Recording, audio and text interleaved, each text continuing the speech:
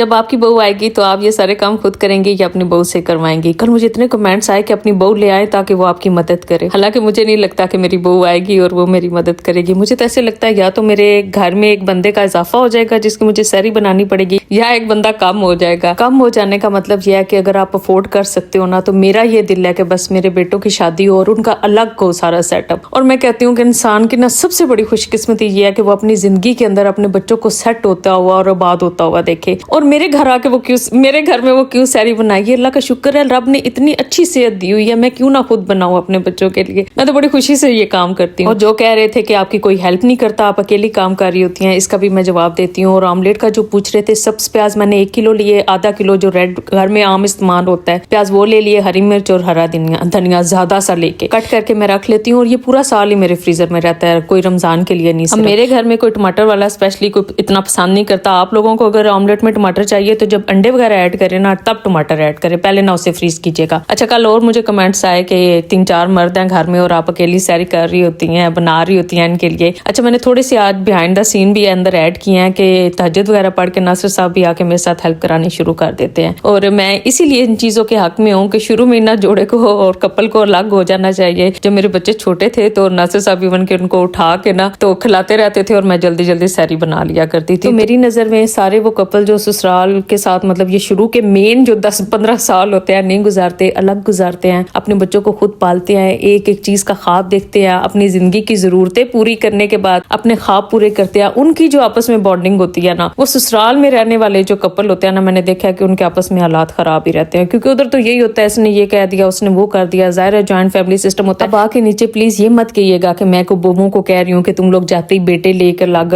ہو جاؤ. کچھ لوگ آ کے یہ بھی کرتے ہیں. میں بالکل پازیٹیو کہ اگر ہسبینڈ افورڈ کر سکتا ہے، دیکھو الحمدللہ میرے تینوں بیٹوں کے اپنے کام، اپنے بزنسز ہیں، وہ افورڈ کر سکتے ہیں. تو میں یہ چاہتی ہوں کہ جب ان کی شادیاں ہوں تو وہ اپنی بیویوں کے ساتھ الگ رہیں، اپنے الگ سے گھر بنائے. میں بھی دیکھ کے خوش ہوں، میں ان کے گھر آیا کروں. میری ساس پتہ کیا کہتی تھی کہ کدو میرے بیٹیاں دے گھر ہون گے تو میں جا کے رہا کروں گی. تو اللہ بس مجھے زندگی میں وہ دن دکھائے. باقی ایک گڈ نیوز آپ لوگوں کے لیے بھی ہے. اس طرح کی اسکن کے لیے پاکستان کے موسٹ فیمس برانڈ سب سے بیسٹ والی فیشیل کٹ فیئرنس فیشیل کٹ ایشا آرگینک، اس پہ زبردست سی آفر چل رہی ہے. فیشیل کٹ کے ساتھ ان کا فیئرنس فیس واش بالکل فری مل رہا ہے. عید آنے والی ہے، اس میں اسکرب، اس میں کلینزر، اس میں جناب مساج کریم ہے، فیس واش اور ماسک. ان کا پاکستان میں سب سے زیادہ اس ٹائم سیل ہوا ہے اور کمال کے اس کے ریزلٹس ہیں. میں پیج مینشن کر رہی ہوں، پرائز بتا رہی ہوں، جلدی سے جا کے لے لیں.